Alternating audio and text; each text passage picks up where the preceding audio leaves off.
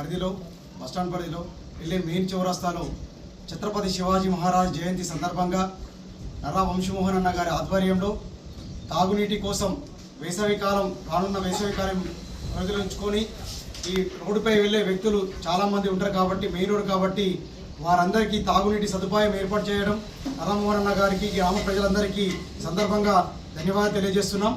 వారు ఈ తాగునీటిని ఏర్పాటు చేయడం వల్ల ఈ వేసవిలో ప్రతి ఒక్కరికి అందరూ ఉపయోగించుకోవాల్సిందిగా ఈ సందర్భంగా కోరుతున్నాం. శివాజీ మహారాష్ట్రలో జన్మించి మరాఠా యువరాజం ముస్లిం పాలనలో ఎంతో హిందువులని హింసిస్తూ ఇబ్బందులు పెడుతున్న కాలంలో హిందూ సామ్రాజ్యాన్ని గొప్ప స్థానంలో నిలబడి నేటికి హిందూ సామ్రాజ్యంలో భారతదేశంలో అఖండ భారతంలో ఉండడానికి ఛత్రపతి శివాజీ మహారాజు ఒకరు దాంట్లో వారు చేసిన త్యాగాలు ఎన్నో ఉన్నాయి. హిందువులను ఏకం చేసి భారతదేశంలోనూ మన దేశాన్ని మొత్తం అందరినీ ఐక్యతంగా ఉంచడం జరిగింది. వారు చేసిన త్యాగాల వల్ల ఈరోజు మన హిందువులందరం జీవించి ఉండడం కాబట్టి వారి ఆశయాలని వారిని ముందుకెళ్తూ రానున్న రోజుల్లో గొప్ప అవకాశంగా ముందుకెళ్లాలని కోరుచున్నాము. ఛత్రపతి శివాజీ 395వ జయంతి సందర్భంగా నవీపేట మండల ప్రజలకు అలాగే దేశ ప్రజలకు అందరికీ శుభాకాంక్షలు తెలియజేస్తున్నాం. 390వ జయంతిని పురస్కరించుకొని నేడు గ్రామంలో జయంతి ఉత్సవాలు నిర్వహించడం జరుగుతున్నది.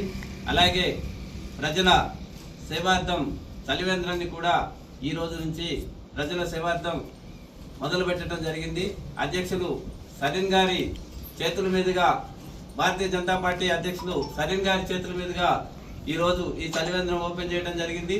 అలాగే 390వ జయంతిని పురస్కరించుకుని ఈ యొక్క చలివేంద్రాన్ని మండల ప్రజలందరూ కూడా రహదారికి పక్కనే ఉన్నందున ప్రతి ఒక్కరూ ఉపయోగించుకోవాలని చేయడం జరిగింది. అలాగే ఛత్రపతి శివాజీ విగ్రహాన్ని కూడా త్వరలో ఓపెన్ చేయటం జరుగుతుంది.